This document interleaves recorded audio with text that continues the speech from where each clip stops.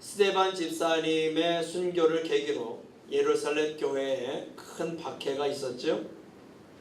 그때 예수님의 제자들인 이 사도들을 제외한 대부분의 성도들이 흩어졌다고 했습니다. 어디로 흩어졌다고 했어요? 유대와 사마리아로 흩어졌다고 했죠. 이 흩어진 성도들은 하나님을 원망했어요? 아니죠. 낙심했어요? 아니죠. 그들은 오히려 가는 곳마다 유대인들이 십자가에 죽인 예수님, 그 예수님이 바로 하나님의 아들이요 하나님께서 보내신 그리스도요 구세주라는 것을 담대히 선포했습니다. 그렇게 사마리아에서 담대히 복음을 전하는 사람들 중에 집사님 한 분이 계셨어요. 그 집사님 이름이 뭐였어요? 빌립이죠. 빌립. 이 빌립 집사님은 스데반 집사님처럼 성령이 충만하여 사마리아에서 복음을 전할 때에 많은 사람들이 구원을 받았습니다. 그리고 그곳에 많은 기적들이 일어났죠. 그러자 그곳 사마리아에 큰 기쁨이 임했다라고 성경은 기록해주고 있습니다. 흩어진 성도들은 박해를 당하는 그 어려움 속에서도 사마리아 사람들에게 큰 기쁨을 주는 축복의 통로가 되었던 겁니다. 그렇게 복음으로 큰 기쁨이 임한 사마리아에 한 마술사가 있었습니다.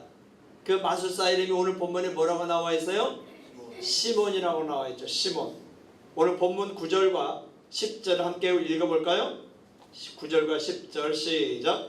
그 성에 시몬이라 하는 사람이 전부터 있어 마술을 행하여 사마리아 백성을 놀라게 하며 자칭 큰 자라 하니 낮은 사람부터 높은 사람까지 다 따르며 이르되 이 사람은 크다 일컫는 하나님의 능력이라 하더라. 자, 여기서 시몬이 행한 마술은 우리 주변에서 흔히 볼 수 있는 그런 마술이 아닙니다. 우리 주변에서 흔히 볼 수 있는 마술을 영어로 뭐라고 해요? 매직이라고 하죠. 매직. 그래서 마술쇼 또는 매직쇼 이렇게 말하지 않습니까? 이 매직은 트릭을 쓰는 거죠. 트릭. 즉 눈속임수를 쓰는 겁니다. 눈속임으로 해가지고 마술을 부리는 거죠. 하지만 이 시몬이 행한 마술은 영어 성경 번역을 보면 sorcery라고 번역이 되어 있습니다. sorcery. 이 sorcery라고 하는 마술은 악한 영에 의해서 이루어지는 마법을 말합니다. 즉 시몬은 악한 영의 힘으로 마술을 행하는 사람이었던 거예요. 이런 사람이 사마리아 사람들을 현혹해가지고 구세주처럼 행세를 하고 있었습니다. 마치 사이비 종교의 교주로 등극한 것처럼 한 거죠. 자기가 교주인 것처럼 행세를 한 거예요. 오늘날도 마술사 시몬과 같은 자들이 있습니다. 성경을 교묘하게 해석해서 사람들을 미혹하여 가지고 교주 노릇을 하고 구세주인 양 행세를 하는 그런 사람들이 있죠. 최근에 방송에 오르내리는 그 신옥주라는 여자가 만든 그 집단, 은혜로 교회라고 하는 그 신옥주 집단 대표적인 사람들이죠. 이 기독교를 빙자한 이단들과 사이비들이 우리 주변에 참 많이 있습니다. 이런 이단 사이비에 빠지면 어떤 일이 일어납니까? 잘 다니던 대학교를 그만둡니다. 또 잘 다니던 직장도 그만둡니다. 가정은 뒷전입니다. 이혼도 불사합니다. 부모 자녀 관계도 깨지는 경우가 많습니다. 이렇게 위험한 이단 사이비에 빠지지 않도록 영적 분별력을 가지는 저와 여러분 되시기를 주님의 이름으로 축원합니다. 예수님만이 구세주라는, 예수님만이 그리스도라는, 예수님만이 메시아라는 분명한 신앙을 가지시기를 바랍니다. 그런데 여기 사마리아에서 놀라운 일이 있었습니다. 오늘 본문 12절과 13절을 함께 읽겠습니다. 12절과 13절 시작. 빌립이 하나님 나라와 및 예수 그리스도의 이름에 관하여 전도함을 그들이 믿고 남녀가 다 침례를 받으니 시몬도 믿고 침례를 받은 후에 전심으로 빌립을 따라다니며 그 나타나는 표적과 큰 능력을 보고 놀라니라. 자, 미신과 마술에 속아 살던 사마리아 사람들이 빌립의 전도를 받고 어떻게 했어요? 예수님을 믿었어요. 그리고 침례를 받았다고 말씀합니다. 심지어 자체 큰 자라고 행세하며 교주 노릇을 하던 그 마술사 시몬마저도 빌립이 전하는 예수님을 믿고 침례를 받았다고 했습니다. 이제는 오늘 우리 교회가, 저와 여러분이 이곳 주공 아파트에서, 건너편 삼정 그린 아파트에서, 파남동에서, 그리고 대전에서 이런 놀라운 일을 이루는 데 쓰임 받기를 바랍니다. 사람들에게 큰 기쁨을 주는 축복의 통로가 될 수 있기를 예수님의 이름으로 간절히 축원합니다. 이렇게 사마리아에 놀라운 부흥이 일어나고 있다는 소문이 어디에 들렸어요? 예루살렘 교회에 들렸습니다. 그러자 이 예루살렘 교회는 사마리아가 부흥한다는 그 사실을 확인하고 싶었어요. 사마리아가 하나님의 말씀을 받았다는 사실을 확인하고 싶었어요. 사마리아에 큰 구원이 임했다는 것을 확인하고 싶었어요. 그래서 두 사람 사도를 보내죠. 그 두 사람 사도의 이름이 뭐예요? 베드로와 요한입니다. 이 베드로와 요한이 사마리아 와서 보니까 정말 놀라운 일이 일어나고 있었습니다. 유대인들이 그렇게 미워하고 멀리하고 싫어했던 사마리아 사람들이 하나님의 말씀을 받은 겁니다. 예수님을 그리스도로 믿은 겁니다. 하나님의 은혜로 구원을 받은 겁니다. 그리고 그들이 믿었을 뿐만 아니라 침례를 받았습니다. 그런데 이 베드로와 요한이라는 두 사도는 그 사마리아 사람들에게 한 가지 부족한 게 있음을 발견했습니다. 그게 뭘까요? 그들에게 아직 성령이 임하지 않았다는 사실입니다. 베드로 요한은 지체 없이 사마리아 사람들에게 성령이 임하기를 기도했죠. 그래서 어떻게 했어요? 그들에게 성령이 임한 것을 믿으시기를 바랍니다. 오늘 본문 15절에서 17절까지 함께 읽겠습니다. 15절에서 17절까지 시작. 그들이 내려가서 그들을 위하여 성령 받기를 기도하니 이는 아직 한 사람에게도 성령 내리신 일이 없고 오직 주 예수의 이름으로 침례만 받을 뿐이더라. 이에 두 사도가 그들에게 안수함에 성령을 받는지라. 아멘. 자, 성령이 어떤 분이십니까? 성령은 하나님이십니다. 성령은 하나님의 영이십니다. 성령은 그리스도의 영이십니다. 성령은 위로자이십니다. 성령은 저와 여러분의 연약함을 도우시는 분이십니다. 성령은 예수님을 주님으로 고백하게 하는 분임을 믿으시길 바랍니다. 저와 여러분이 예수님을 주님으로 고백했을 때에 그때의 성령이 역사하시는 것을 믿으시기를 바랍니다. 성령이 아니고서는 예수님을 주라고 고백할 수 없다고 로마서의 사도 바울은 말씀하고 있습니다. 여기서 의문점이 하나 있습니다. 왜 하나님의 영이신 성령은 베드로와 요한이 올 때까지 사마리아 성도들에게 임하지 않았느냐 하는 겁니다. 여러분 생각해 보셨어요? 왜 성령이 사마리아 성도들에게는 늦게 임했을까요? 왜 베드로와 요한이 오기 전까지 사마리아 성도들에게 성령이 임하지 않았을까요? 사실 하나님의 영이신 성령은 사마리아에 복음이 들어오기 전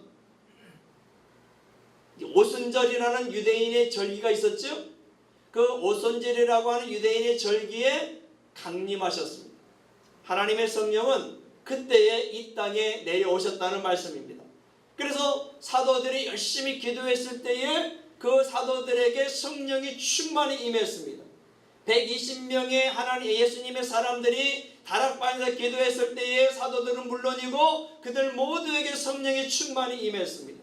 즉 성령께서 이 땅에 강림하신 겁니다. 이 땅에 내려오신 겁니다. 모든 믿는 자에게 성령을 주시겠다고 하신 그 예수님의 약속이 이루어진 거죠. 그때.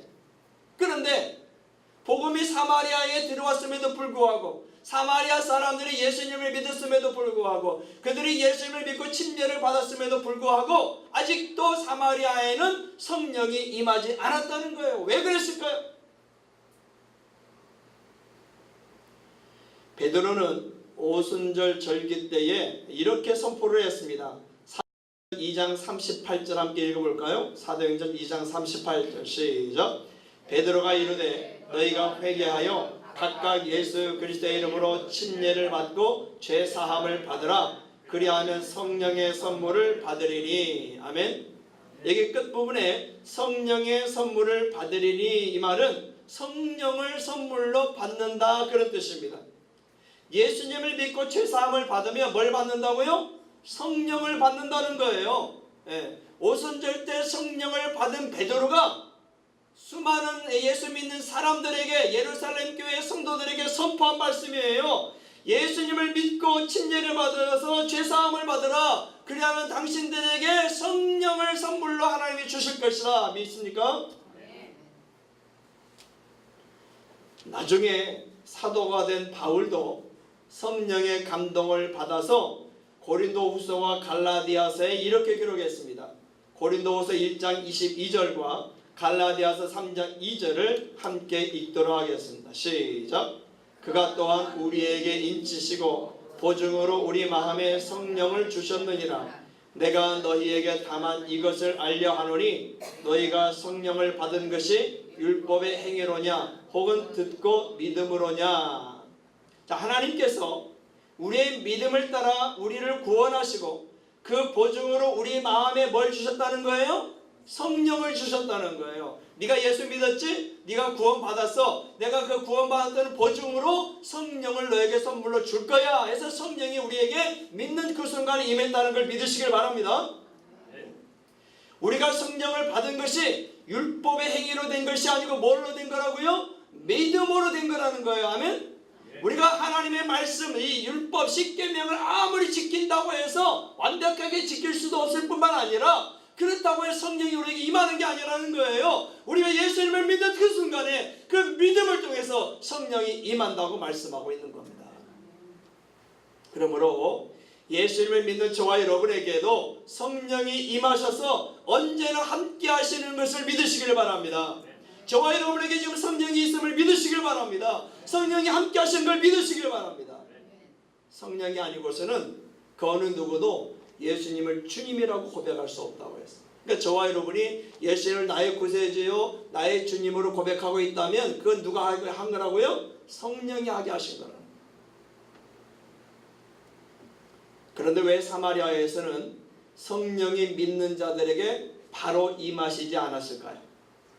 사실 사도들이나 유대인들은 사마리아 사람들이나 이 이방인들에게 하나님의 구원이 임한다거나 성령이 임한다는 것을 상상할 수 없었습니다. 그래서 이 하나님은 교회 지도자인 베드로와 요한에게 그렇지 않다는 것을 직접적으로 눈으로 보게 해 주시기를 원하셨던 거예요. 유대인이 아닌 다른 민족들도 예수님의 이름으로 구원받을 수 있고 그들도 성령을 받을 수 있다는 것을 교회의 대표적인 두 사도인 베드로와 요한에게 직접 보여주시려고 했다는 겁니다. 만일 베드로와 요한이 도착하기 전에 사마리아 사람들에게 성령이 임했다면 어땠을까요? 유대주의로 가득한 이 사도들이나 유대인들은 사마리아 사람들의 구원을 인정하려고 하지 않았을 겁니다. 그들에게 임한 성령은 성령이 아니라 아마 다른 영일 거야 이렇게 주장했을 겁니다. 그렇습니다. 하나님은 베드로와 요한을 통해서 사마리아 사람들에게도 성령이 임한다는 것을 보여주셨습니다. 그것은 사도들과 유대인들의 잘못된 고정관념을 바꾸시기 위한 하나님의 뜻이었습니다. 유대인이 아닌 다른 민족에게도 복음이 전해져야 한다는 걸 보여주시려는 하나님의 뜻이었다는 겁니다. 제가 예전에 성서침례교회라는 그 교회를 다녔습니다. 그때는 저도 여기 오늘 본문의 그 사도들이나 유대인들처럼 다른 교회에는 구원이 없고 오직 성서침례교회라는 이름을 가진 교회들만 구원이 있는 것으로 알고 다녔습니다. 그래서 목사의 길로 부름을 받았던 저는 대학을 졸업한 뒤에 성서침례신학교에 입학을 했습니다. 거기서 1년을 공부하다가 이제 군대를 가게 되었습니다. 군대를 다녀와서는 담임 목사님의 권유를 받아서 1989년에 성서침례신학교에 복학하지 않고 대전에 있는 침례신학대학교 신학대학원에 시험을 쳐서 입학하게 되었습니다. 이 침례신학대학원에서 공부를 시작한 지 얼마 되지 않았을 때 제 마음속에 이런 생각이 들었습니다. 여기도 구원이 있네? 이 기독교 한국 침례회도 구원이 있네? 이걸 깨달았어요. 제가 침례신학대학원에 입학하여 공부한 것은 참으로 하나님의 크신 은혜였습니다. 편협하고도 잘못된 저의 생각을 바로잡아 주시고 신앙의 시야를 넓혀 주셨기 때문입니다. 그렇습니다. 하나님은 유대인도 사랑하시고 사마리아 사람도 사랑하십니다. 하나님은 유대인도 구원하시고 사마리아 사람도 구원하십니다. 하나님은 유대인에게도 성령을 주시고 사마리아 사람에게도 성령을 주십니다. 하나님은 차별이 없습니다. 하나님은 공평하십니다. 하나님은 어떤 사람이든지 사랑하십니다. 하나님은 모든 사람이 구원받기를 바라십니다. 하나님은 모든 사람이 성령 받기를 바라신다는 걸 믿으시기를 바랍니다. 사도들이 안수기도를 하자 사마리아 사람들에게 성령이 임하셨습니다. 그때 곁에서 그 모습을 지켜보던 마술사 시몬이 사도들에게 이렇게 말했죠. 오늘 본문 18절과 19절 함께 읽겠습니다. 18절 19절 시작. 시몬이 사도들의 안수로 성령 받는 것을 보고 돈을 들여 이르되 이 권능을 내게도 주어 누구든지 내가 안수하는 사람은 성령을 받게 하여 주소서 하니. 자, 시몬은 아직도 과거에서 벗어나지 못한 모습을 보여주고 있죠. 여전히 옛 모습 그대로인 것을 알 수가 있습니다. 그는 아직도 돈이면 다 되는 줄 알았습니다. 섬기는 자가 아니라 섬김을 받는 자가 되고 싶었습니다. 자기 자신을 위해서 성령을 움직이는 자가 되고자 했습니다. 믿고 침례를 받은 후 빌립 집사님을 따라다녔음에도 불구하고 왜 이렇게 시몬은 변화되지 않았을까요? 그것은 본문 13절을 보면 잘 알 수 있습니다. 13절을 한 번 더 읽어볼까요? 13절 앞에 스크린을 보이겠습니다. 시작. 시몬도 믿고 침례를 받은 후에 전심으로 빌립을 따라다니며 그 나타나는 표적과 큰 능력을 보고 놀라니라. 보세요. 시몬은 빌립 집사님을 따라다녔지만 말씀에 집중하지 않았습니다. 이 복음에 집중하지 않았다는 것이죠. 빌립 집사님처럼 복음을 전하는 열정에 쌓이지 않았어요. 시몬은 빌립 집사님을 따라다니면서 말씀보다는 복음보다는 뭐에 관심이 많았어요? 표적과 능력과 기적에만 관심을 가졌습니다. 그러니 그의 인격과 신앙이 자라지 못하고 옛 모습 그대로일 수밖에 없었던 겁니다. 사랑하는 여러분, 아직도 돈이면 다 된다고 생각하십니까? 아직도 섬기기보다 섬김을 받고 싶으십니까? 아직도 자신만을 위해서 살고자 하십니까? 아직도 표적과 능력만 구하십니까? 아닙니다. 이제는 달라져야 함을 믿으시기를 바랍니다. 표적과 기적에 집중하기보다는 먼저 하나님의 말씀에 집중하시기를 바랍니다. 하나님의 말씀을 듣고 하나님의 말씀을 배우고 하나님의 말씀을 읽고 하나님의 말씀을 묵상하는 일에 우선순위를 두자는 겁니다. 물론 예수님을 믿으면 표적과 기적이 따를 수 있습니다. 왜냐하면 기독교는 체험의 종교이기 때문에 그렇습니다. 그러나 체험만 따라다니고 말씀에 집중하지 않으면, 말씀에 소홀하면 우리의 신앙은 신비주의로 흐를 위험이 있다는 것을 우리는 기억해야 합니다.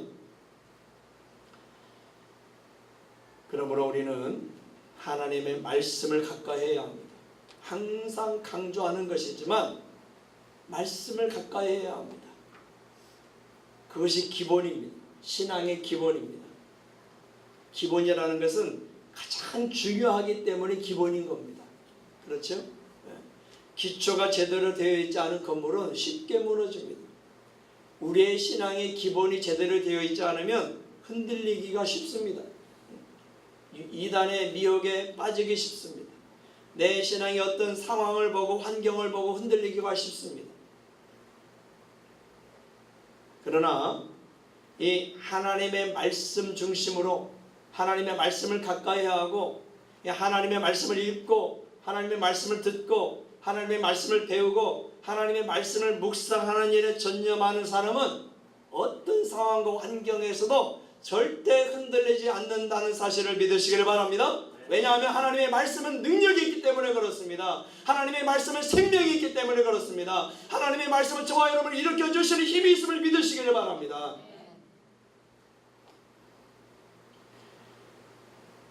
그런데 이렇게 중요한 기본에 우리는 여전히 말씀을 가까이 하지 않습니다.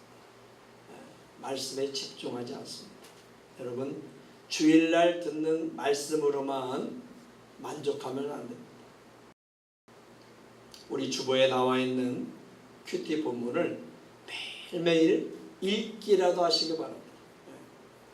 좀 더 시간이 나면 묵상하시고 좀 더 시간이 나면 이 말씀의 의미가 무엇인가를 또 기도함으로 깨닫고 또 그 말씀을 내가 어떻게 하면 삶에 적용할 수 있을까를 생각해 보는 그런 묵상의 시간을 꼭 가지시기를 바랍니다. 왜 이렇게 하나님은 저와 여러분에게 계속해서 말씀에 집중하라고 말씀의 우선순위를 가져라고 강조하는 것일까요? 그만큼 우리가 말씀에 집중하고 있지 않다는 겁니다.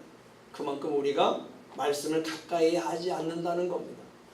하나님은 저와 여러분에게 그렇게 말씀하십니다. 영이나 사랑하는 꿈에 그린 교회 성도들아, 말씀을 가까이 해라. 말씀에 집중하라. 그래야 네가 살아날 수 있어. 그래야 네가 회복될 수 있어. 그래야 네가 승리할 수 있어. 그래야 네가 하나님의 은혜와 능력을 체험할 수가 있어. 믿으시기를 바랍니다. 저와 여러분의 신앙이 자라나는 것, 저와 여러분의 인격이 자라나는 것, 저와 여러분의 성품이 자라나는 것 어디에 있느냐? 표적과 능력을 따라다닌다고 해서 이루어지는 게 아닙니다. 자라나는 게 아닙니다. 먼저는 말씀을 가까이 해야 합니다. 하나님의 말씀을 집중해야 합니다. 그래야 저와 여러분의 인격이, 성품이 자라나고 우리의 신앙도 자라나고 더욱더 견고해질 수 있다는 것을 성경은 우리에게 자주 말씀합니다. 베드로전서 2장 2절을 함께 읽어보겠는데요. 쉬운 성경 번역으로 함께 읽어보겠습니다. 베드로전서 2장 2절 시작. 갓난아기가 젖을 찾듯이 순결한 말씀을 사모하십시오. 그러면 여러분의 믿음이 자라나고 구원을 받게 될 것입니다. 아멘. 갓난아기가 젖을 찾을 때에 간절하게 찾습니다. 그렇죠? 배가 고파서 젖을 찾을 때 간절하게 찾죠. 그리고 젖을 한번 물리면 어때요? 엄청난 힘으로 젖을 빨아댑니다. 그 젖을 빨아대는 그 입술을 떼려고 해도 잘 안 떨어지려고 하지 않았습니까? 그런 거 경험해 보셨죠? 네. 그렇게 우리가 하나님의 말씀을 사모하라는 겁니다. 그러면 어떻게 된다고요? 믿음이 자라난다는 겁니다. 인격이 자라난다는 겁니다. 성품이 자라난다는 겁니다. 그래서 담대하게 이 세상을 향해 나아갈 수 있게 된다는 겁니다. 절대 흔들리지 않는 견고한 믿음을 갖게 된다는 겁니다. 사랑하는 여러분, 이제 우리 모두 이 가을에 하나님의 말씀에 더 집중할 수 있기를 바랍니다. 말씀에 집중하면 하나님의 능력을 보여주십니다. 하나님의 표적을 보여주십니다. 믿습니까? 그리고 영적 분별력을 가지고 사이비와 이단에 미혹되지 않기를 바랍니다. 사람들을 차별하지 않기를 바랍니다. 하나님의 마음으로 사람들에게 예수님을 전할 수 있기를 바랍니다. 아직도 우리 주변에는요, 사마리아가 참 많이 있습니다. 그죠? 우리가 복음을 전할, 우리가 사랑을 나누어야 할 그런 사마리아가 참 많이 있습니다. 우리도 시몬이 아닌 빌립 집사님처럼 그 사마리아에 큰 기쁨을 가져다 주는 축복의 통로들이 되시기를 우리 주 예수 그리스도의 이름으로 간절히 축원합니다. 기도하겠습니다.